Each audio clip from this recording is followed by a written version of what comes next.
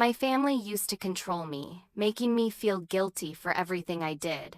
But when my dad asked for $3,200 for my brother's wedding after skipping my graduation, something inside me finally broke. I gave him $2 and walked away.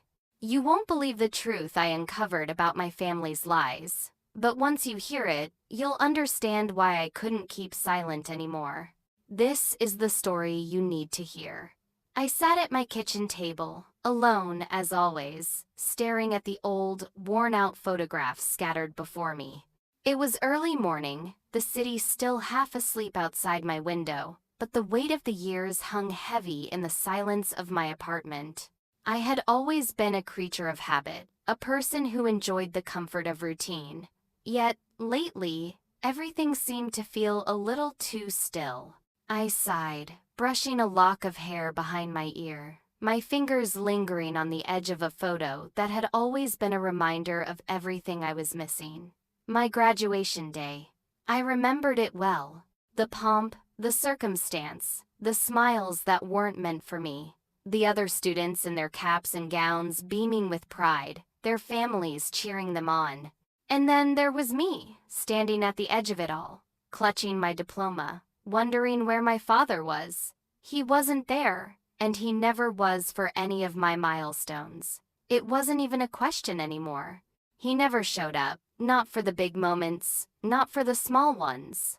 I stared at the photo, my graduation smile frozen in time, a stark contrast to the empty ache that consumed me. My brother's face always appeared next to my father in family photos, the two of them celebrating each other's victories. He was always the one who mattered, but not me. Never me. Why had I been forgotten? What was it about me that didn't deserve their attention? A familiar bitterness washed over me as I replayed those long years of yearning for something, anything that resembled love, support, or even just acknowledgement. It was as if I didn't exist in their eyes. Not really. How many times had I come home, looking for their approval, or at least a moment of connection, only to be met with indifference? I shook my head, brushing the thoughts aside. This was getting me nowhere. But even now, so many years later, the feeling never quite left. And now, as I sat alone in my kitchen, I was still waiting for something to change. The buzz of my phone pulled me from my thoughts. I glanced down at the screen, and my stomach dropped. It was a message from my father. "We need $3,200 for your brother's wedding. Can you help?" A hollow laugh escaped my lips. $3,200. The number seemed absurd, but what hurt more was that it wasn't just the money he was asking for. It was another attempt at pulling me back into the role I had always played. The silent, obedient daughter who did what was expected, without question. It was never about the money. It was about control. I felt a rush of anger, a bitter mix of disbelief and resignation. How could he ask for this now, after everything? After all the years of feeling invisible, overlooked, and cast aside, now, he thought it was okay to reach out for help? I closed my eyes, the weight of the request sinking in. I had been a fool for so long, giving and giving without ever receiving anything in return, but not anymore. I gripped my phone tightly, a sense of empowerment bubbling up inside me. This was it. This was the moment I had been waiting for, the moment I would take control. I typed out the response, my fingers moving with surprising steadiness. Best wishes. Then I attached a payment for $2. I hit send before I could think better of it. The small gesture felt monumental, almost like a rebellion. $2. That was all I had to offer. It wasn't much, but it was everything. It was my way of finally standing up for myself, of refusing to play along with the family's games. It was a tiny act of defiance, but it meant something. It felt like I was taking back the power for once. My phone buzzed again, and I felt a pang of anxiety. I picked it up, heart racing. The caller ID showed my father's name. I hesitated, then answered. "What kind of daughter are you?" His voice crackled with fury. the words sharp and cutting. This is family. This is not a joke. His words stung, but I couldn't back down. I had taken control. And now the consequences were unfolding. I wasn't going to let him guilt-trip me into giving more. I had done enough. My heart pounded in my chest. But there was a sense of clarity amidst the chaos. For the first time in my life, I wasn't giving in.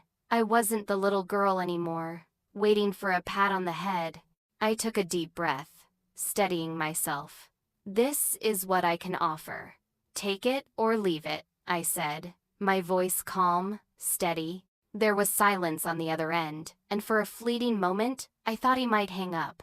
Instead, he kept going, his anger palpable even through the phone. I could hear the frustration, the confusion, the disbelief in his voice.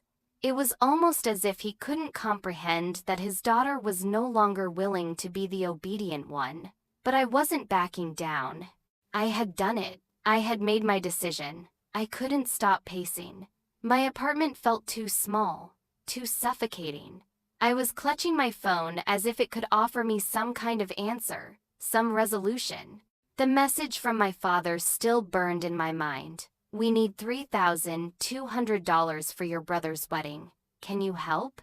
The words echoed, repeating in my head, each time feeling like a slap in the face.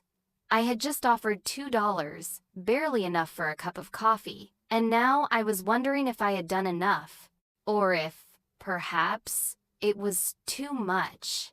I stopped in front of my window, looking out at the city below. The lights of the skyscrapers twinkled in the distance, indifferent to the turmoil that was churning inside me. Why now? Why did they always reach out when they needed something? When I had no more energy to give? No more patience to spare? The family I had always tried to belong to, tried to make proud, had never seen me. They had only seen what I could give them, what I could provide. And I was tired of being invisible. I rubbed my eyes, trying to force myself to think clearly. This was nothing new, I realized. This was the same pattern, the same cycle of emotional manipulation. My father had always asked for something when it suited him. A loan here, a favor there, always with the same vague promises, always with the same disregard for my feelings. I had let it slide for so long, too long. But that moment when I sent $2 instead of the hundreds they were accustomed to, it felt different. I had taken a stand, however small. But then, the doubts crept in. Was it enough? Was I being too harsh? Should I have sent nothing at all? I couldn't help but wonder if this was a mistake. If this was the moment I broke the delicate thread that still connected me to my family. Could I live with the consequences? A sudden realization hit me, like a punch in the gut. This wasn't the first time my father had done this. He'd manipulated me before, always getting what he wanted because I never knew how to say no. But this time was different. This time I felt a little bit of power, a little bit of control. I turned away from the window and sat at my kitchen table. The unopened letters and ignored messages from my father scattered around me like remnants of past wounds. There it was, the proof of a pattern. All those letters I had never opened, all those times I had let him walk all over me. It was time for that to end. The next morning, I sat at my kitchen table, the light of the morning sun streaming through the windows. My coffee sat in front of me, but it was barely touched. My fingers hovered over my phone. The same message from my father still fresh in my mind. My thoughts raced as I replayed the years of emotional manipulation, the countless times I had given in. But now, something inside me had shifted. It wasn't about the money. It was about finally standing up for myself, finally refusing to play the role of the ever-giving daughter who was never truly seen. I typed a message to my father, my heart pounding in my chest. I will no longer be available to meet your financial demands unless you recognize my worth in this family. It wasn't much, but it was everything. It was my declaration of independence, my refusal to be a doormat. I hit send before I could second-guess myself. The weight in my chest didn't immediately disappear, but something inside me felt lighter, empowered. I had drawn a line in the sand, and now I would have to deal with whatever came next. Later that afternoon, while I was at work, my phone buzzed. I felt my stomach drop before I even looked at the screen. It was from my father. "This is not how family works. You're out of line. Don't expect me to ever trust you again." His words were sharp, each one a blow that landed deep. But even as I read them, I felt a strange sense of resolve. This was what it was going to be now. My father would never understand. He would never see me for who I was, not until I stopped letting him use me. I felt a sting of rejection, of hurt, but it wasn't as crushing as it had once been. This was the moment I had been waiting for, whether I knew it or not. The rift between us was widening, and for the first time in my life, I wasn't willing to bridge it anymore. The emotional fallout was coming, and though the pain was still there, a sense of defiance filled me. I could take this.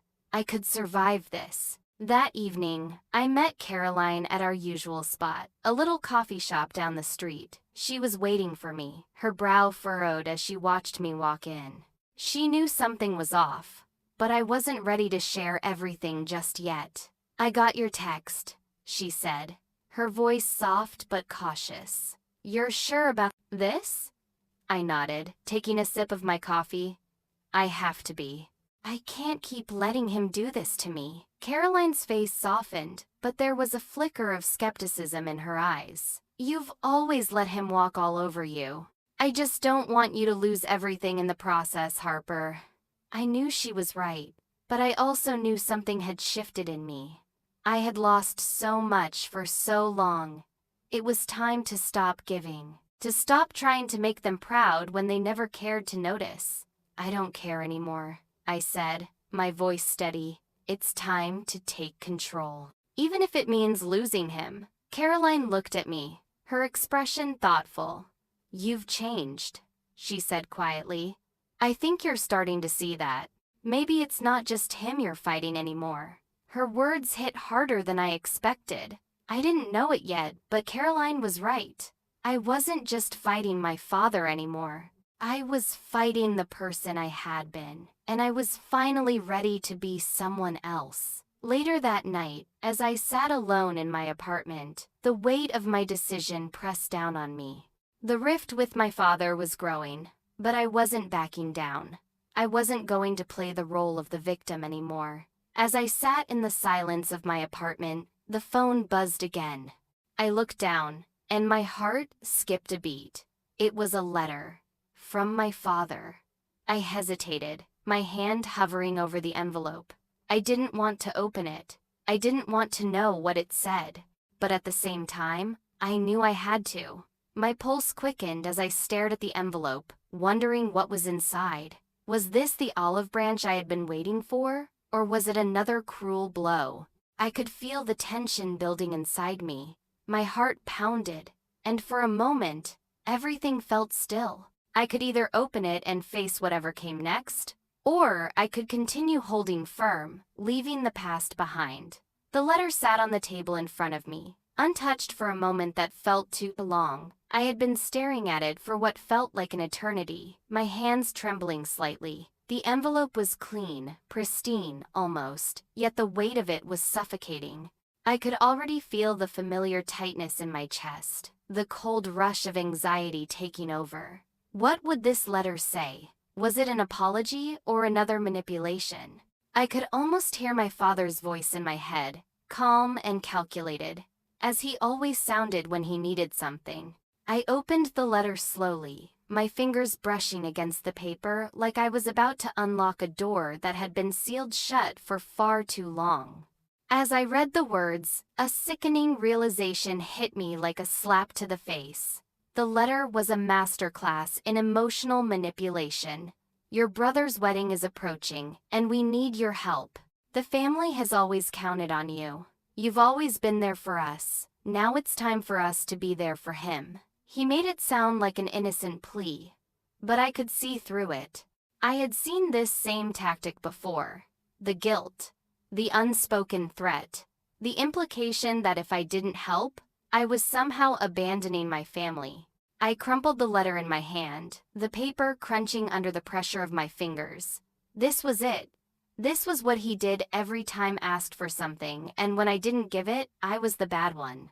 He never cared to acknowledge the years I had given him my time, my money, my emotional support, and now he wanted more. Always more. I felt the familiar frustration building in my chest. The sense of betrayal, once again, creeping up my spine. But this time, I was different. This time, something inside me had snapped. I wasn't going to be his pawn anymore.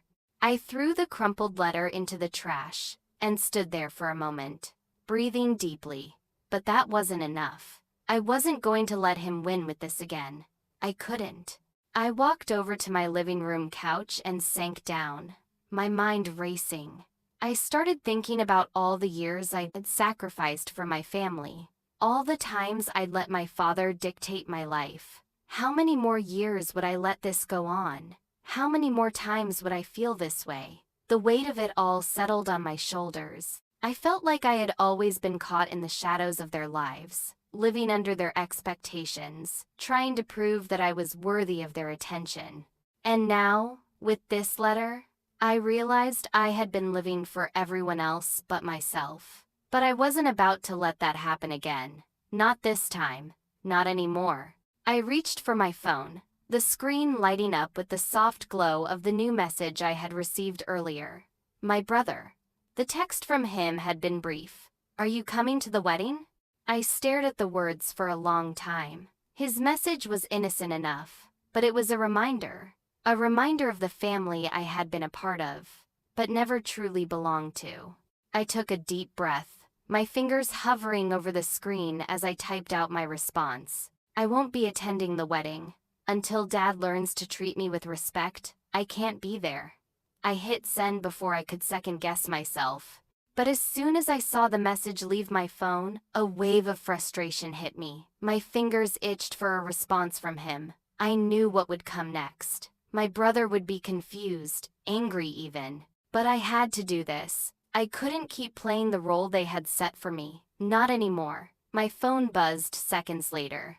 "Why? What's going on? This doesn't make any sense," my brother's message read. The words were blunt, and I could feel the confusion in them. I let out a sigh, closing my eyes. It was like I was always the one who had to make the decision for the family, the one who had to act as the mediator. But not anymore. It wasn't just my father I had to stand up to, it was my entire family. It was the cycle that had always kept me in place, and I was done with it. The phone rang in my hand, and my heart skipped a beat. It was him. My father. I hesitated for a moment, my hand trembling as I pressed answer. "What's this nonsense?" His voice crackled on the other end, sharp and accusatory. "Why aren't you coming to the wedding?" I clenched my teeth. "Because I'm not a resource for you to exploit anymore. If you want me in your life, it's not about money. It's about respect." Silence. The kind of silence that felt like it was hanging in the air, suffocating. The tension was thick. He was waiting for me to back down, but I wasn't going to. Not now. Not after everything. "You're out of line," he snapped after a long pause. "Family is about supporting each other. If you can't do that, you might as well not be family." I swallowed hard, the words stinging, but I was resolute. I've done enough. I've given enough, and I'm done. The call ended abruptly, and I sat there for a moment, the weight of it settling over me. I wasn't just done with him. I was done with the entire cycle. For years, I had allowed myself to be manipulated by guilt, by obligation, but I wasn't that person anymore. The phone buzzed again, and I looked down. This time, it was an email. I opened it, not sure what to expect. It was from my father, and as I read the words, my heart sank. It was a peace offering, an offer for me to attend the wedding, with travel expenses paid for. The email made it sound like everything would be fixed if I just showed up. Just like always, he was offering a surface-level solution that ignored the real issues. The root of our broken relationship. I could feel the anger rising in me. I was tempted to respond, but I didn't. Instead, I stood up, walked over to my computer, and typed a final email to my father. A message that would be the last one I sent for a while. I will not attend the wedding, and I will not engage in any further discussions until there is genuine change. Until you can treat me with respect, there is nothing to fix. I hit send, and for the first time in a long time, I felt a sense of relief. But as soon as I sent it, my phone rang. It was my brother. The tension between us was palpable as I saw his name flash on the screen. I wasn't sure how this would end, but one thing was certain. I wasn't turning back now. The next morning, I could feel the weight of my decision pressing down on me.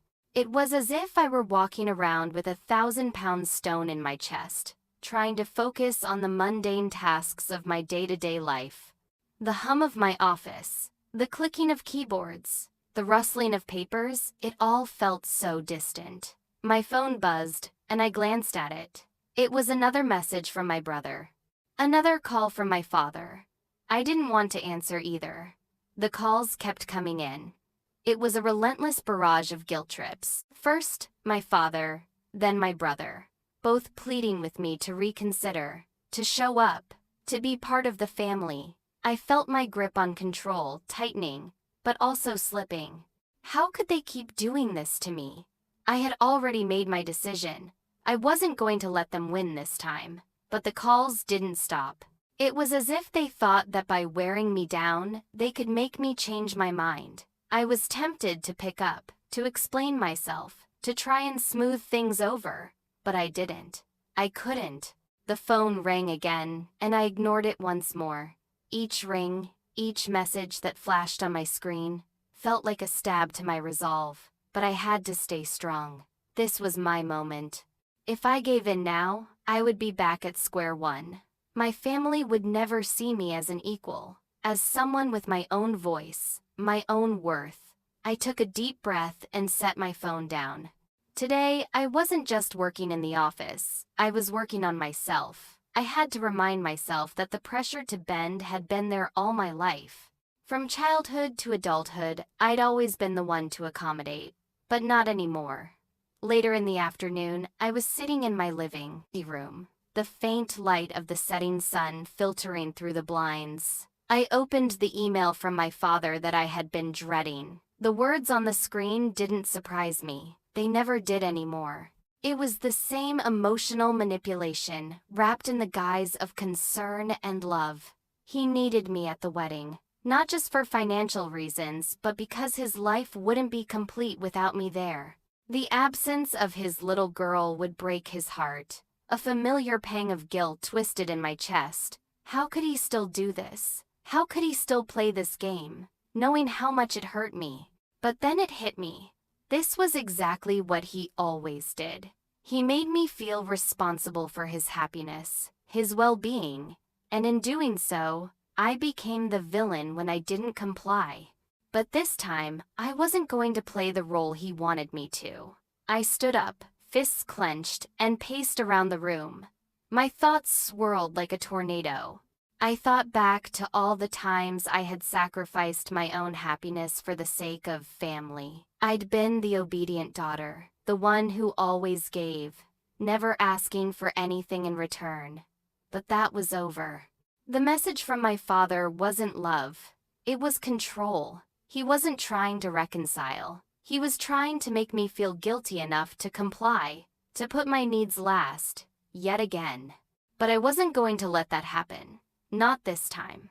I closed the laptop and walked into the kitchen, leaning against the counter as I took a moment to breathe.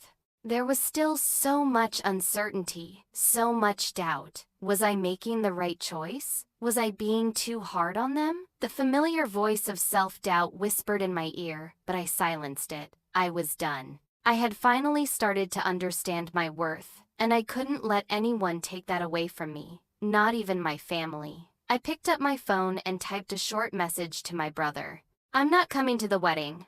I hope you can understand." The message felt final. It felt like the last link, had been severed. I hit send, and the silence that followed felt deafening. But then came the response. "Why are you doing this? It's not just about the wedding. It's about Dad." I stared at the text, a feeling of frustration creeping in. My brother didn't get it. None of them did. This wasn't about the wedding. It was about me standing up for myself. For once. I had spent my entire life walking on eggshells, trying to keep the peace. But the peace was a lie. It was an illusion that kept me trapped. Just then, the phone rang again. I glanced at the screen. My father's name. The dread in my stomach twisted, but I knew what I had to do. I answered the call. "What's the deal, Harper?" His voice was tight with anger. "Why aren't you coming to the wedding? Why are you doing this to your family?" I could feel the familiar pressure building in my chest, the urge to apologize, to make everything right. But I didn't. I was done with that. I took a deep breath. "I'm not a resource for you to exploit," I said, my voice steady but firm. "If you want me in your life, it's not about money. It's about respect." The silence that followed was suffocating. For once, I wasn't the one trying to explain myself. For once, I wasn't the one begging for their love. "You're making a mistake," he finally muttered, his voice low. "Family is about supporting each other. If you can't do that, then what are we?" I shook my head, even though he couldn't see me. "I've supported you my whole life, and what has it gotten me? This cycle. This manipulation. I'm done." The call ended abruptly. I sat there for a long moment, the weight of the conversation hanging in the air. I had said my piece, but the tension still lingered. Later that evening, as I sat at my desk, my phone buzzed again. This time, it was an email from my father's lawyer. The subject line was blunt: "Urgent legal matter." I opened it, my stomach sinking as I read. The email stated that my father was trying to put a lien on my property unless I agreed to attend the wedding. I stared at the screen, the anger boiling inside me. This was no longer just emotional manipulation. This was financial blackmail. I felt my heart pounding in my chest. I was furious, but I wouldn't let him win. I grabbed my phone and called my lawyer. "I'm not backing down," I said, my voice firm. "Take whatever legal steps you need to, but I won't comply." I hung up, feeling a sense of resolve that I hadn't felt in years. The finality of it was almost overwhelming, but I knew it was the right choice. Just as I put my phone down, it buzzed again. I picked it up, and my heart skipped a beat when I saw the text from my father. "You've made your choice. Now I'll make mine." The morning light was filtering through the blinds as I lay in bed, staring at the ceiling. I'd hardly slept. The weight of everything that had happened, everything I had just done, was pressing down on me like a ton of bricks. I had finally said no. No to my father. No to his manipulation. No to his expectations. But now, I was left with the aftermath. My phone buzzed again. Another message from my father. And another from Mark, my brother. The guilt hit me like a wave, but I pushed it aside. I had made my decision. I had taken control of my life. Yet, the pressure was undeniable. They just wouldn't stop. They couldn't accept that I had changed, that I was no longer the daughter they could bend to their will. I sat up and swung my legs off the bed, trying to clear my mind. My thoughts were spinning, tangled up in frustration and a gnawing sense of doubt. Maybe I was wrong. Maybe I had pushed too far, made too big of a stand. I needed to think. I needed space. I grabbed my jacket and headed out for a walk, hoping that the cool morning air would clear my head. The streets were quiet, just the soft hum of distant traffic, the occasional rustle of leaves. It was supposed to be calming, but all I could think about was my family, the ones I loved, the ones I'd always tried to please. As I walked, I felt that familiar ache in my chest. Was I doing the right thing? Was it worth the cost? But then, just as quickly, I reminded myself why I had done it. For too long, I had been a pawn in my family's game, too afraid to stand up for myself. I had to break free, and if that meant losing them, then so be it. I paused on a street corner, taking a deep breath. The walk was symbolic. Each step I took felt like I was walking away from all the pain, all the manipulation. It was a small victory, but it was mine. The phone buzzed in my pocket, snapping me out of my thoughts. Another message from Kelly, my old friend from college. She was in town for business and asked if we could meet. I hadn't seen her in years, but something about her message felt like a sign. Maybe it was time for a different perspective. I agreed to meet her at a nearby coffee shop. When I arrived, Kelly was sitting at a corner table, her face lighting up as she saw me. She looked the same as always, confident, composed, the kind of woman I admired. We hugged, and I felt a small sense of relief in her embrace. We chatted for a while, catching up on life. But I couldn't ignore the heavy feeling in my chest. Kelly noticed, of course. She always did. "What's going on, Harper?" she asked, her voice soft but direct. I hesitated, not wanting to burden her with my mess, but I was tired of carrying it alone. "It's my family. I had to make a decision. I couldn't keep living like I was." Kelly raised an eyebrow, urging me to continue. So I told her everything, the call from my father, the pressure to attend the wedding, the constant emotional manipulation. She listened intently, her eyes narrowing as she processed what I was saying. When I finished, she leaned back in her chair and smiled slightly. "You know," she said slowly, "I get it. I've been there. My family. They've done some things to me that I'll never forgive. But I had to make a choice. And sometimes, walking away doesn't make you weak. It makes you stronger." Her words hit me like a jolt of electricity.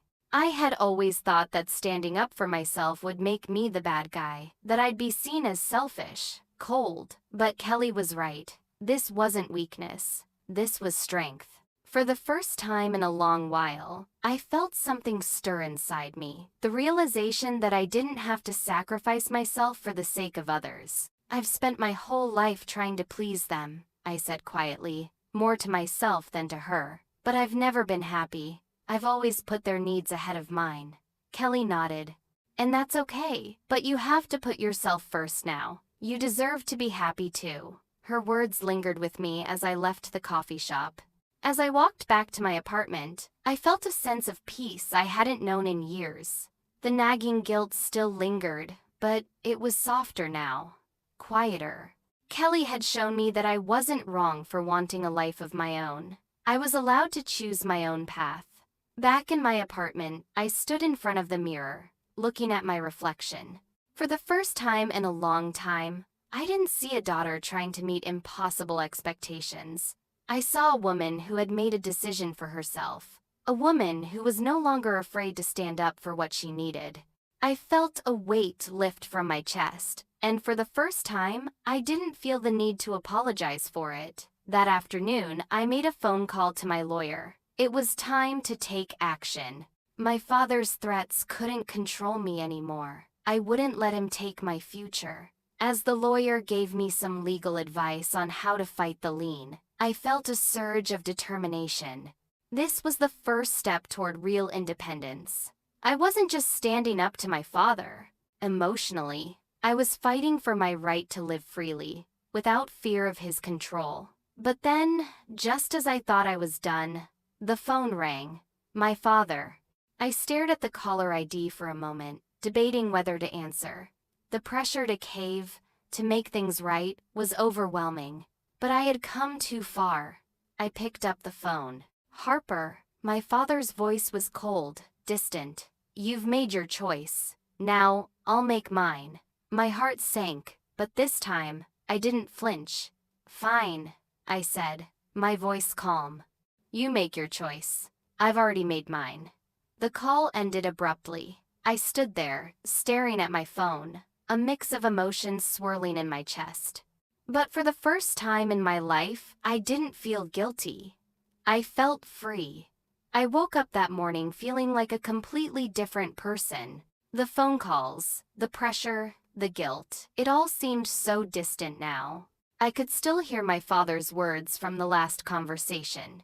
"You've made your choice. Now, I'll make mine." It was that final line that echoed in my mind, over and over. But this time, I didn't feel the familiar weight of shame. Instead, it was anger, raw and boiling, like a fire burning in the pit of my stomach. I stood in front of the mirror, still not fully awake, but the resolve in my bones was as clear as day. I had spent my entire life bending to their will, to their expectations, to their demands. I had always been the one to say yes, even when it cost me my peace, my happiness. But not anymore. This time, I was going to stand my ground. The phone buzzed again. Another message from my father. Another call from Mark. My brother had sent a string of messages, pleading with me to reconsider, to come to the wedding. I couldn't help but feel a brief pang of doubt. Maybe this was too much. Maybe I was going too far. But deep down, I knew what I had to do. This was my life, my future. No more playing the victim. No more letting them manipulate me. I grabbed my jacket and headed out for a walk. I needed space to think, to breathe. The city felt like a blur around me as I walked aimlessly, trying to escape the pressure that seemed to follow me everywhere. The noise of the world drowned out my thoughts for a moment, and for the first time in days, I felt like I could hear myself again. As I walked, I realized something. I wasn't just walking away from my family.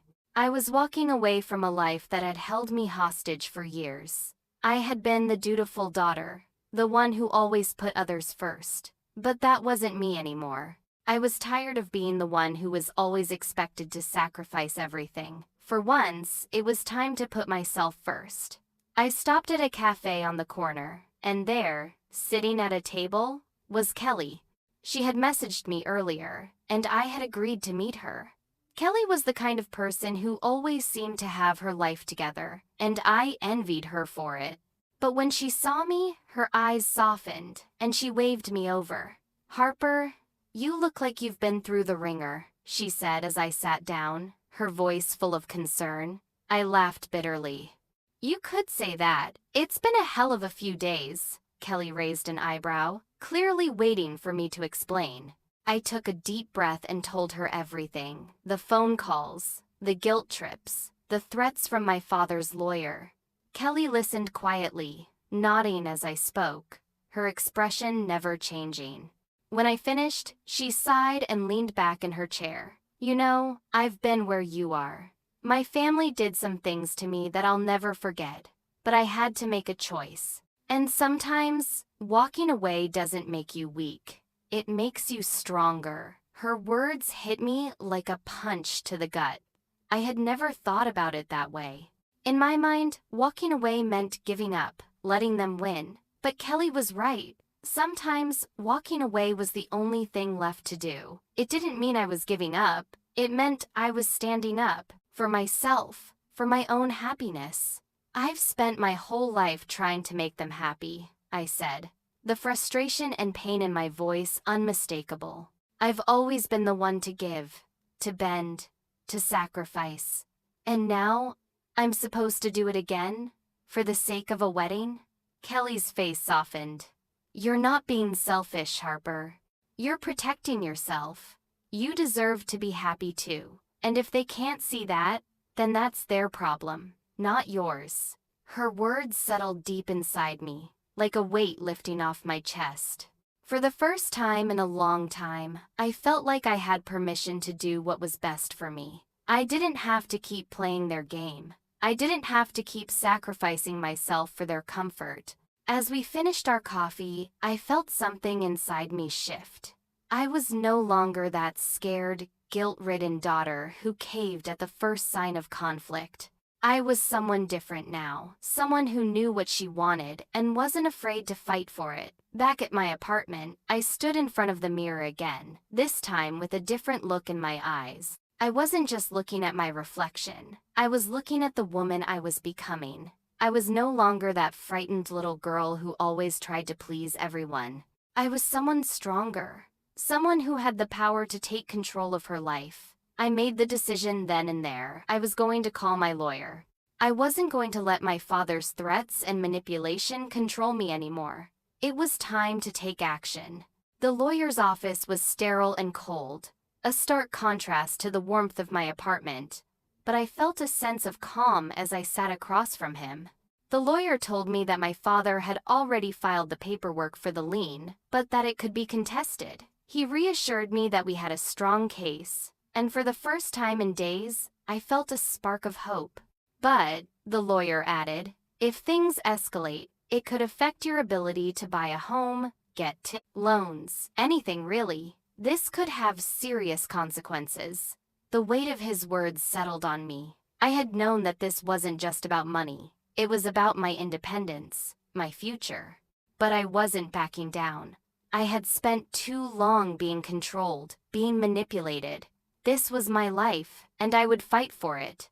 I left the lawyer's office, feeling more determined than ever. But just as I was about to step into my apartment, the phone rang. My father. I stared at the screen for a long moment before I answered. Harper? His voice was colder than usual. You've made your choice. Now, I'll make mine. I didn't flinch. Fine, I said. You make your choice. I've already made mine. The call ended, and for the first time, I didn't feel the weight of guilt. I felt free. I was done being manipulated. This was my moment. The battle was far from over, but I was ready for it. It was the early morning, and the weight of yesterday still hung over me. I had tried to sleep, but every time I closed my eyes, I heard my father's voice, cold and final, telling me how disappointed he was in me. It wasn't the first time, and it certainly wouldn't be the last. But today was different. Today, I wasn't going to let his words haunt me anymore. I was done. I woke up, stood in front of the mirror, and took a long, hard look at the woman staring back at me. For so many years, I had been defined by my father's expectations. I had been the dutiful daughter, the one who put everyone else's needs before mine. But not anymore. I wasn't that person anymore. Today, I was going to take back control of my life, my future. My phone buzzed on the counter, another message from my father. His typical demands, I need the money for the wedding, Harper. I'm counting on you. It was always about money. It always had been. He didn't care about my well-being, my happiness. He just wanted what he could get from me. That was the moment I knew I had to act. I didn't hesitate. I called the lawyer. I need to take legal action, I told him, my voice steady but filled with a resolve I'd never had before. I'm not going to let them manipulate me anymore. The lawyer was surprised, but he was professional, outlining my options. The lien was already in place, but there was still hope. We could fight it. I could fight it. The realization hit me for the first time. I wasn't afraid of the consequences. I wasn't afraid to lose everything because I knew one thing for sure. I would not live my life at the mercy of my father's control any longer. After the call, I sat still for a moment, the weight of the decision settling in. The fear was gone. There was no turning back now. I had stepped into a new chapter of my life, and this time, I wasn't going to let anyone dictate the terms. It was then that I heard the sound of my phone buzzing again. It was Jason, my brother. He'd been trying to reach me for days, and I knew what this call would be about. He was going to guilt-trip me into helping our father. He always did. I answered the phone with a sigh, trying to brace myself for his words. Harper, you have to come through for Dad. You know how much he needs you. Jason's voice was laced with frustration. If you don't, you'll ruin everything. The family will fall apart. I could feel my blood start to boil. How many times had I heard this? How many times had I been the one to sacrifice my peace, my happiness, for the family? How many times had I given in to their demands, only to be left feeling empty and used? Not this time. Not anymore. I took a deep breath and let the words come out slowly, each one deliberate and firm. Jason, I've had enough. I'm not going to keep being the person who's expected to fix everything. I'm not going to keep sacrificing my life for Dad, for you, for anyone. I'm done. There was silence on the other end of the dad line. For a moment, I thought he was going to say something, to try to reason with me, but all I heard was his frustrated exhale. You're being selfish, Harper. You're breaking the family apart, he said, his voice tight with anger. No, I shot back, my voice steady. I'm finally putting myself first. And you know what? You should try it too. Maybe then we wouldn't be in this mess. With that, I hung up. It felt like a weight had been lifted off my chest. I was done. No more guilt, no more manipulation. I wasn't going to be the family's punching bag anymore. I stood up, gathering my things. It was time to leave. Time to leave behind the pain, the manipulation, the fear. I was going to take control of my future, once and for all. The next few hours were a blur as I packed up my apartment, organizing my finances and making arrangements. I wasn't going to let this define me. I wasn't going to let my family's toxic hold over me keep me from living my life. Just as I was about to leave, my phone buzzed again. It was a text from my father. I'm counting on you, Harper. Don't do this to me. His words stung, but instead of pulling me back in, they only strengthened my resolve. I wasn't going to let his guilt trip work anymore. I wasn't going to let his manipulation control me any longer. I had made my decision. With one final look around my apartment, I grabbed my bag and walked out the door. I didn't know what the future held, but I knew one thing. It was mine to control. The family home was quiet when I arrived. I stood outside for a moment, steeling myself for what I was about to do. I had faced him before, but this time, it was different. This time, I was walking in with no fear, no hesitation. I knocked, and he answered. He looked at me, his face unreadable, as if nothing had changed. But I knew that everything had. I'm leaving, I told him, my voice firm. I'm done with your manipulation. I'm done with your financial demands. I'm done trying to win your approval. He stared at me for a long moment, and then, as expected, he said the one thing I knew he would. You'll regret this. You'll see what you've lost. But this time, I didn't flinch. I stood tall, unshaken. No, Dad, I said, my voice cold. You're the one who should be ashamed. You're the one who's lost. And with that, I turned and walked away, my heart pounding in my chest. For the first time, I felt free. I sat in my apartment, the weight of what was about to happen pressing down on me. The phone call with my lawyer had left me more determined than ever, but still, the anxiety gnawed at me. I knew what was at stake, but for once, I wasn't afraid. I was ready. Today was the day I was going to confront my father once and for all. I spent the morning preparing. I made sure I had everything in place, my lawyer on standby, ready to intervene if things went south. I wasn't going to let him manipulate me any longer. Not today. As I sat in the quiet of my living room, I looked over the photos that had lined the walls for years. Old family pictures, memories of times that felt so distant now. I ran my fingers over a photo of my younger self, standing beside my father, smiling a smile that had been forged from expectation, not happiness. I'd spent so much of my life trying to keep the peace, trying to please everyone. But no more. I was done. The woman in those photos wasn't me anymore. I had grown, and it was time to let go of the past. Time to stop pretending everything was fine when it wasn't. It was time to stand up for myself.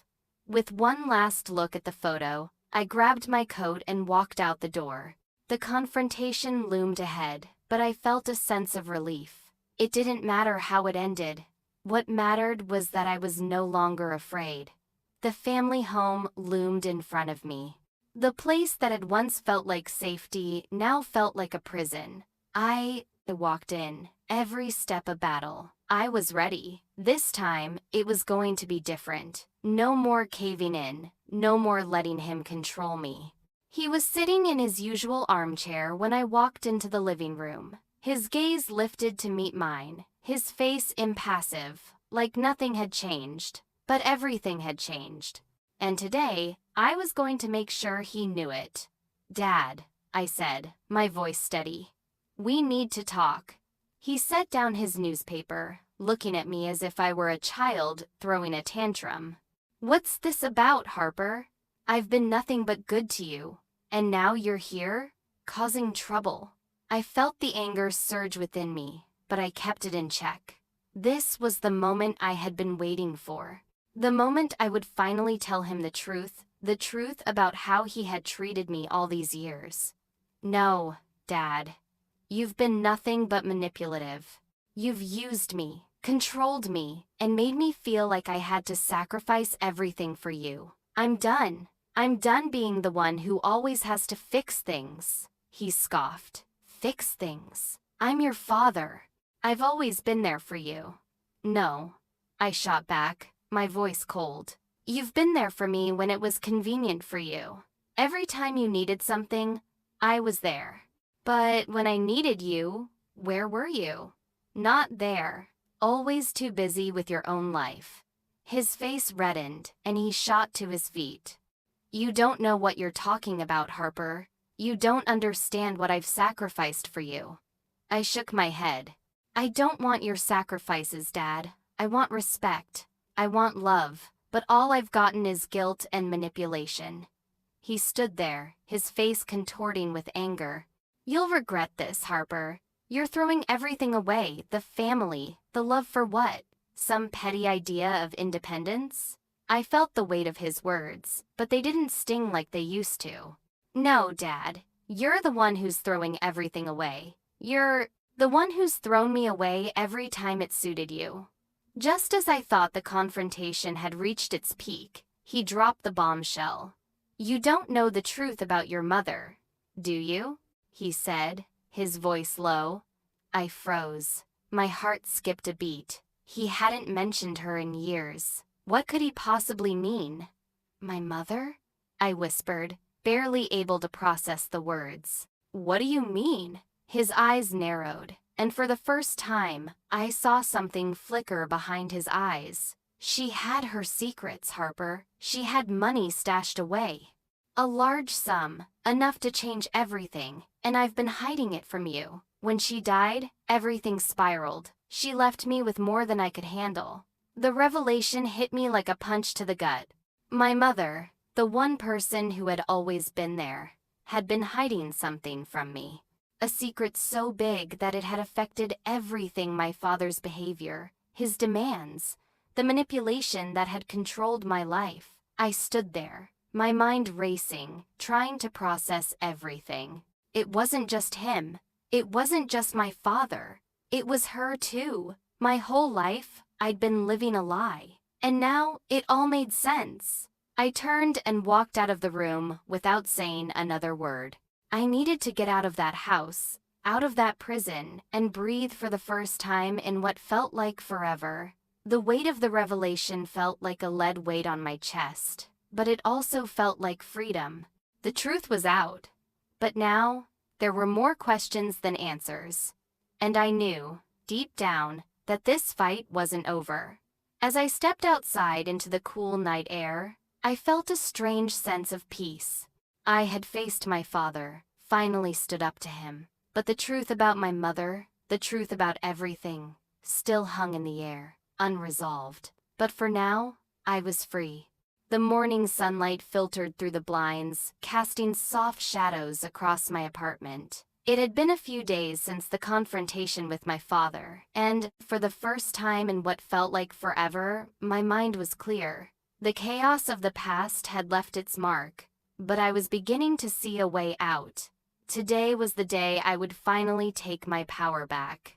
I sat at my kitchen table, the silence in the room soothing but heavy. My phone buzzed on the table, and I picked it up, a message from my lawyer waiting for me. I opened it, and the words jumped off the screen. The evidence of my father's financial crimes had been compiled successfully. There was no turning back now. I had everything I needed to protect myself and my future. The weight I had carried for so long began to lift. The fear, the guilt, all of it started to fade. This was the moment.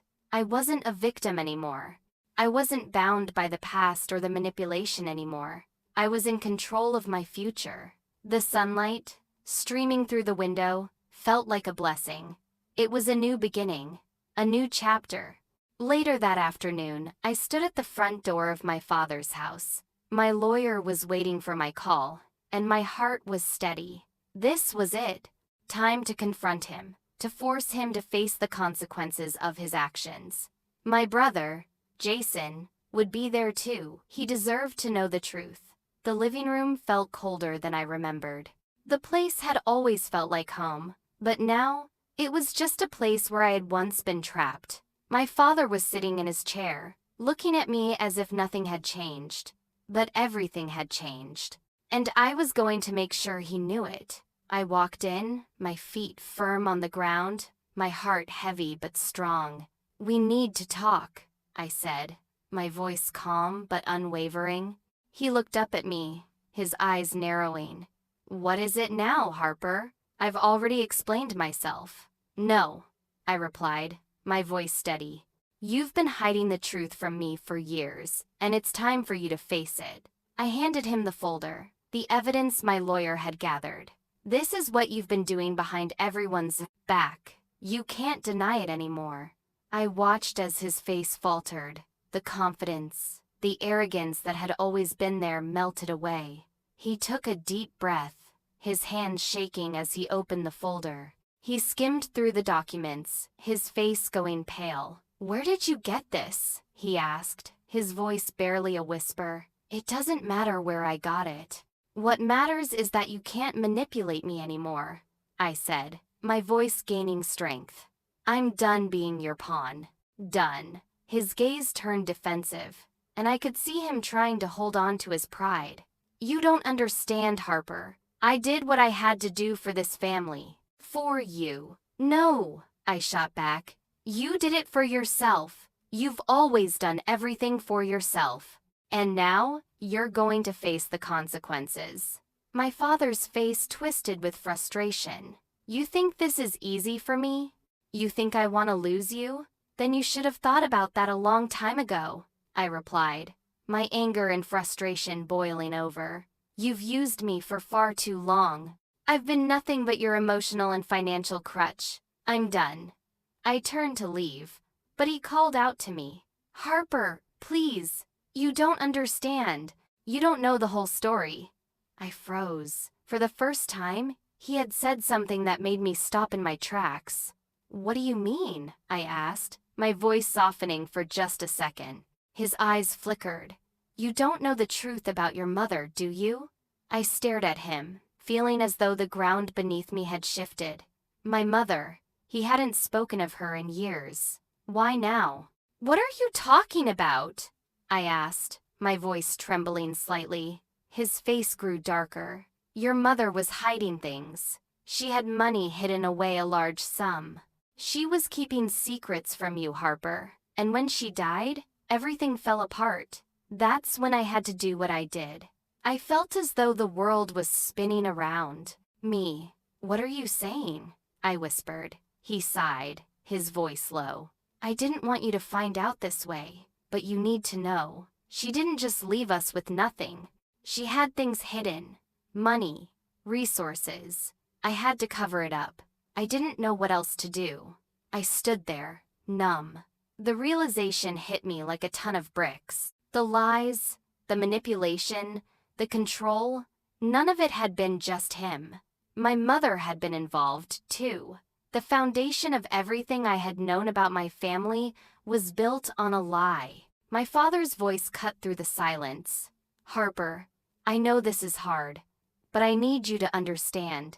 I don't understand anything," I snapped, cutting him off. "You've lied to me my entire life. I can't trust anything you say anymore. I'm done." I turned and walked out of the house, every step feeling like I was walking away from a lifetime of falsehoods. The truth had been revealed, but it was just the beginning. I didn't know what came next, but I knew this. I wasn't going to let them control me anymore. As I stepped into the night, the cool air hit me like a rush of freedom. The truth was out, and I felt lighter than I had in years. But I also felt the weight of everything I had lost. My family, my past, the lies I had been living under. But for the first time, I wasn't afraid. I had taken control of my life, and no one, not even my father, was going to take that away from me.